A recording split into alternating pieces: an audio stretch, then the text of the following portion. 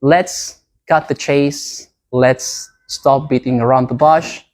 What are the 4 principles to plan your lessons and manage your classrooms effectively? Well, these are the 4 principles to plan your lessons and manage your classrooms effectively. Would you like to know the 4 principles? Yeah.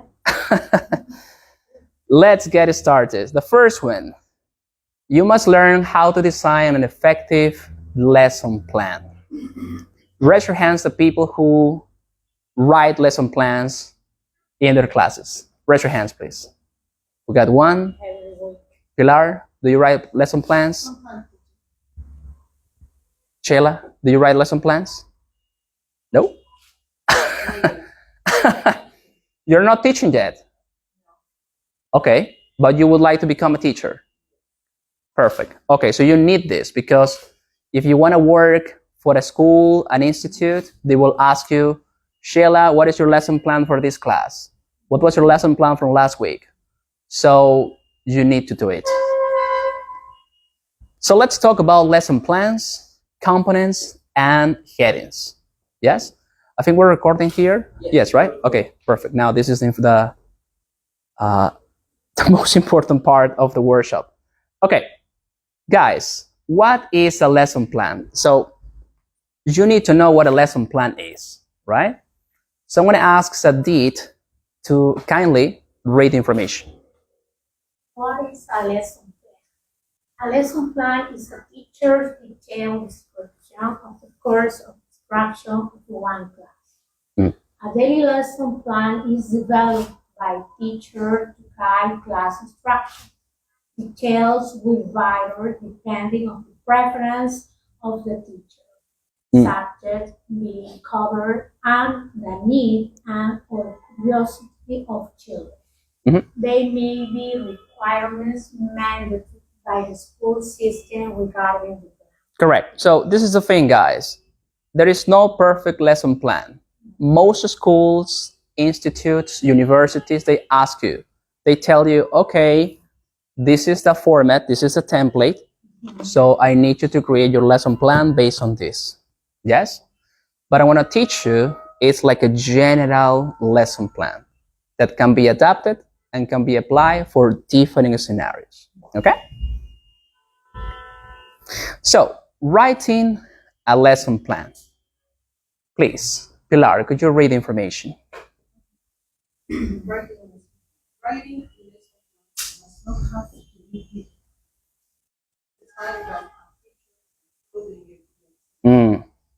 Here is how to make effective lesson plans. Yes. We help ensure success. Correct. So this is a model, and perhaps most of you are familiar with the model, right? This is a typical lesson plan that you need to create, you need to elaborate. We got the unit, the number of the lesson, the most important thing, the objectives of the lesson, and of course, all the activities that you will cover during the lesson. This is the guide for the classes. It's the guide. It's the guide. It's the map for every teacher. Hi, welcome. Please, Max, could you help her where to sit? Oh, yeah, here. There's a spot. Please. Welcome. Yes. Great. What's your name? Nicole. It's Nicole. Oh, Nicole. Hi, welcome. Yes, Nicole. Great, great. You thought the workshop was virtual? Yes, I thought because I read the free program, Yeah. official page. So I said, because I didn't commas. Yes. 2 hours. 2 hours. And you came on time. Wow, Yes. because I saw your message at 8:30. Yeah. Teacher, I'm waiting for the link. No, there is no link. It's I thought, in person. sorry. You need to come here. No, it's okay. It's okay. So, thank you. And yeah, like Pilar said before, this is your guide. Okay, now, is it necessary to write lesson plans? This is a typical question many people ask me, you know.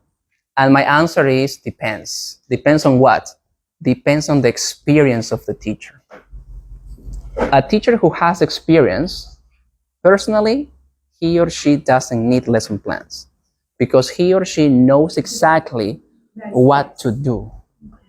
However, if you're starting working as a teacher, you need to write a lesson plan. Why? Because there will be moments in which you don't know what to do. So what are you going to do? Nothing. So everything will get out of control. So this is the moment where, oh, okay, I have my lesson plan. Oh, so if this happens, I'm going to do this. Perfect. So you know exactly what to do and what not to do. See? So this is why it's important to write a lesson plan. Like some school for all the school ask for the lesson plan. Of course. Of course. And you need to do it. You need to have a template and you need to do it. Yes. Now, let's go with the first step. Please, Leandro, could you read this information? With that in mind, what do you want the students to learn from this lesson? What is their national standards are needed? What does a space or your district require? What aims are trying to reach? How are you going to assist the learning? Once you are designing this, write a quick instruction, list out your objectives for the assignment. Correct. So the most important thing of a lesson plan, guys, are the goals, the aims, the objectives. I mean, what do you expect by the end of the lesson that your students will learn? Do you want them to learn the present tense? Do you want them to learn the future with will, the future with going to? So what do you want them to learn, right? So this is the most important thing when you write your lesson plans. Great. Let's continue. Nicole, please read information number 2. Read a new vocabulary list that you will add to help you write out your lesson plan precisely. This will help you remember terms that you need to make sure that students understand as they work through the lesson. Thank you. Vocabulary. What vocabulary do you expect your students to learn? Do you want them to learn vocabulary related to, I don't know, clothes, vocabulary about sports? Very important, right? Because this is the thing. Your students need to learn something new after your class. They don't want the same thing over and over and over again, right? And if you work at schools, this is super important, guys. Because when a student finishes his or her class, he or she will tell their parents what they learned at their class. So if they tell their parents, Mom, Dad, I learned this today. Perfect. If you keep the children happy, parents will be happy and you will be happy. Especially if you work at schools. And believe me, you don't want to have problems with parents. Seriously speaking. Okay? I had bad experiences back then when I started teaching, but it was because I didn't have the experience, right? So you need to keep their parents happy. Great. And students too at the language centers. Yes. Some of them complain. You don't want any complainers. Number 3, please, Sheila. Create a materials list where you know exactly number of copies, page number. Materials, very important, right? I mean, what are you going to learn? Sorry, what are you going to need in your classes? Are you going to use a projector? Are you going to use flashcards?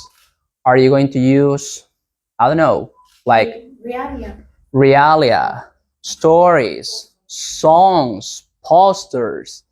Are you going to move the tables? So everything must be written down in your lesson plans. Yes. Number 4, please. Sadit. Number 4. Determine. Determine. Determine how you will introduce the lesson. For example, will you use a simple oral explanation for the lesson, an introductory worksheet, or an interactivity of some sort? Thank you very much. So this is the icebreaker. Like, how are you going to start your class? Are you going to start your class with a game, with a song? Are you going to share an anecdote, a story? Are you going to dance? What are you going to do, right? So this is the icebreaker. You need to break the ice. Like today, for example, the workshop. How did I start my workshop? By asking a couple of questions to the people who came early. Like, okay, what's going on? How have you been? Things like that, right? Good. Like a warm-up activity. Yes, but this goes before the warm-up. So this is the icebreaker, like the first thing that you're going to do before the class starts. And then comes the warm-up, which is part of the lesson per se. Now, these icebreakers do not have to be connected necessarily with the class. Maybe you have to use questions according to the topic.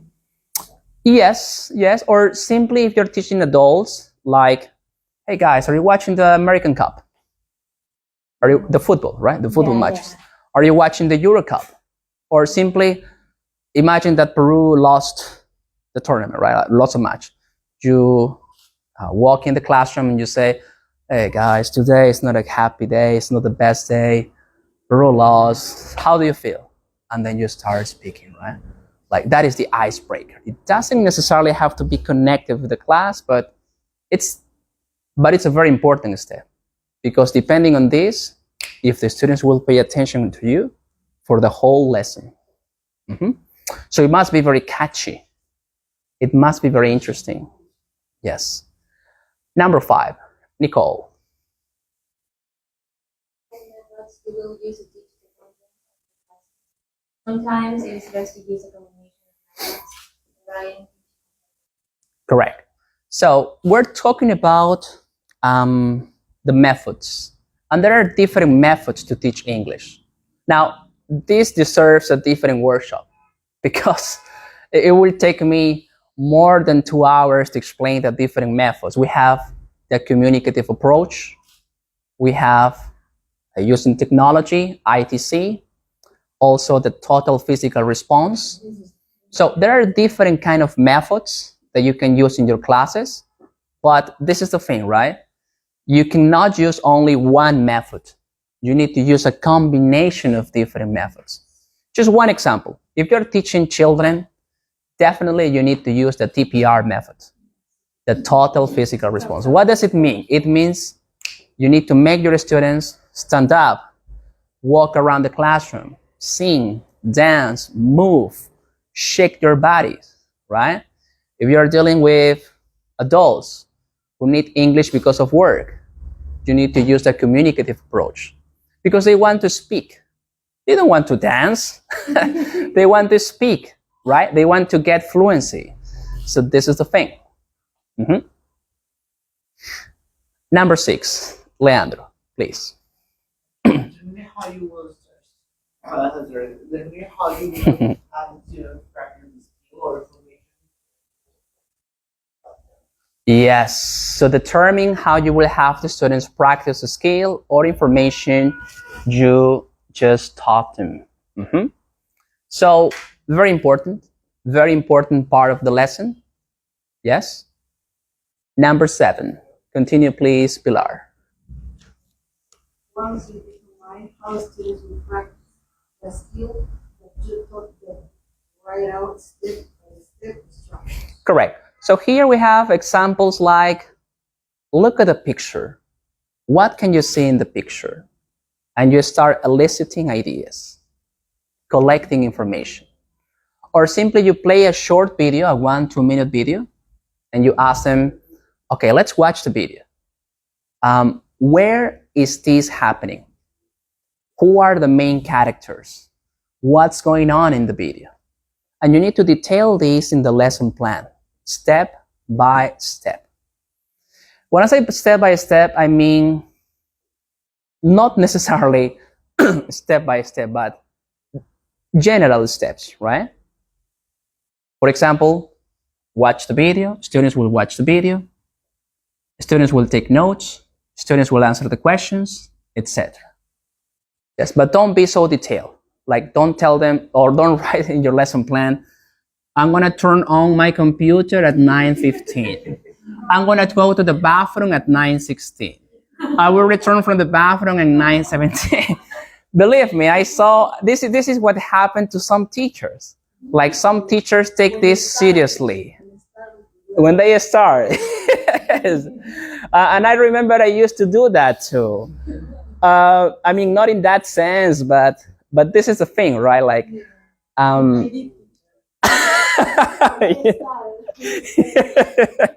yes, I mean, but that is a good thing because, like I said before, when you don't have experience, like, this is gonna be very helpful. Your lesson plan, right? Your lesson plan.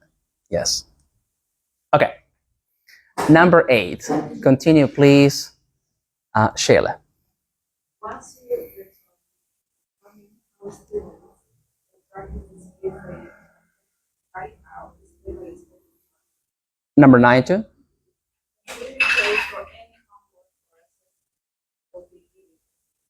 Correct. So let's start with number 8. Once you determine how the students will practice the skills, you taught them, write out the step-by-step instructions. This is exactly what we said before, right? I'm going to show you a model later, but step-by-steps, what you expect your students to do in the class. And number 9, very important, if there is any homework, you need to write down the homework in your lesson plans too. Maybe you want them to cover pages 19 and 20 in the workbook. Maybe you want them to watch a video at home. Maybe you want them to, I don't know, interview their parents by asking them some specific questions. But the homework must be very specific, especially if you're dealing with children. You don't want children come back home and telling their parents, I don't remember what I have to do. Parents will talk to the coordinators will talk to you, and believe me, you don't want that situation to happen. Okay? Great. So the homework must be very specific, short and specific, especially if you're teaching children and teenagers. If you're teaching adults, they understand that. And number 10, please, Sadit. And once you have completed the lesson plan, finish out the details, including creating the assessment, homework assignments, and any handout. Finally, make copies and collect materials for the lesson. Correct. Excellent. So basically, a wrap-up of the lesson plan. Yes? Make copies and collect materials for the lesson. Like, for example, if you're doing a writing, okay, guys, you're going to write an email, an informal email. This is the objective. These are the number of words you need to cover. This is the style. Finish, you collect the papers. You correct the writings, and in the next 2 or 3 days, you return the writings correct. But return the writings. Some teachers don't return their writings or their exams on time. And this is serious. It happened to me too at the beginning, you know? Like, it took me like 1-2 weeks to correct the papers. But that is not good. It's not professional. If you're gonna assign writings, my opinion is that you have 3 days to correct the writings, exams, or anything that you want them to write. Okay? No more than 3 days. Yes. And this is example of a lesson plan. Don't worry, I know that you can't see anything. We're going to analyze step by step. So this is the lesson plan, guys. And we're going to start with this part at the top left. We have the name of the teacher. In this case, you, yourselves. You write your name there. Hi. Hello. Hi. How are you? Fine, thanks. Good. Please take a seat over there. Make yourself comfortable. You are, what's your name? Elizabeth. Welcome. Good, good. So, you write the teacher's name at the top. Very important. Yes? So the institution needs to know who you are, right? And whose lesson plan is this. So in case there is a problem, so the coordinator knows exactly, okay, who did this? Yes. The second thing is the book. What book are you currently using for your classes? Maybe you're using the Ferris wheel from Macmillan. Maybe you're using the backpack, or maybe you're using our Discovery Island by Pearson. So you need to write the name of the book. The course. What course are you teaching? Is it a basic course? Maybe primary, maybe secondary, intermediate? Very important. The date where the lesson plan will take. Useful. Now, why is this so detailed?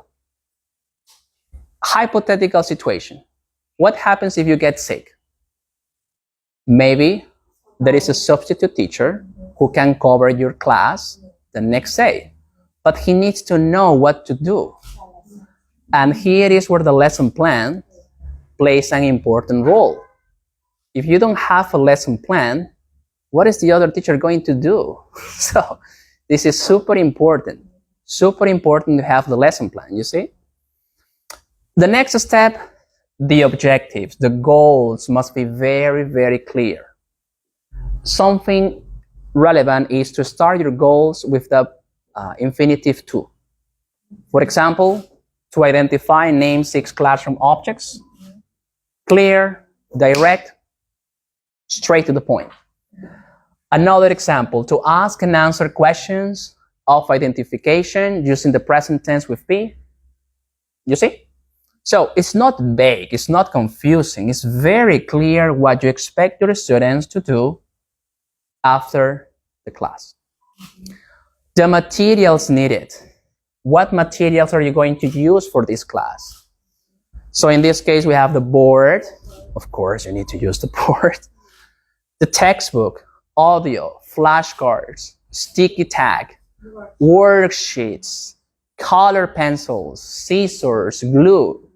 So everything must be detailed in your lesson plan. Sure. Want to share the slides anyway, but if you want to take pictures, yeah, go ahead, no problem. No.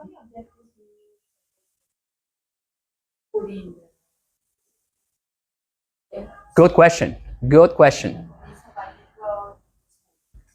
How many hours does a normal session last? 10 hours per week. Yeah. 3 hours per day. 3 hours per day. Wow, that's a good amount of time. Great, I like that. 3 hours a day. Yeah. 3 days a week. I like that. If it is 3 hours and each hour is chronological, right? 45 minutes. It's 40. 40. Okay, so that would be 120 minutes. So that's 2 hours. 2 free goals would be enough. 2 free goals. You don't want to overwhelm your students. If you write down 20 objectives, like, you won't cover the objectives. You won't do it. Even though they are beginners, because they are in the level, they are so active. They want Yes. to take class. And also you need to be ready for the unpredictable. Maybe a kid starts throwing up, vomiting in the middle of the class because he or she got sick, or maybe there is an accident or a fire or anything, so you're not going to cover all these objectives. So you need to be ready, you need to be prepared. But I always use this phrase: quality beats quantity. Quality beats quantity. You can write, like I said before, 10 goals, 10 objectives, but If the quality is low, so that means you don't cover all the objectives, then what's the point? What's the point? Yes. Great. Okay. Now here, 2 to 3 is okay. 2 or 3 objectives. Yes. Sorry. Yes. Okay. Correct. Absolutely. How many objectives per week? 3 objectives. Per week. Per lesson is 2, 3 goals, objectives. So it depends. If you have 3 lessons, 6 goals, 6 objectives, you do the math. But per lesson, 2, 3 goals, more than enough. If you have 4 hours, for example, 4 hours per lesson. for example, one subject, there's so how many activities? 4 hours in one lesson. It's only I used to have that. I used to have that kind of classes in the language center where I used to work for, especially on Saturdays, because people cannot study on a daily basis. So they usually study from 8 to 12 or from 12 to 6 p.m. And in those kind of classes, number one, I think 4 hours is a lot of hours. It's a lot of time. And the thing is that when you have so many hours together, like your lesson plan must be very dynamic. Very dynamic. Like you need to have games, you need to have a lot of materials, you need to have a variety of different activities.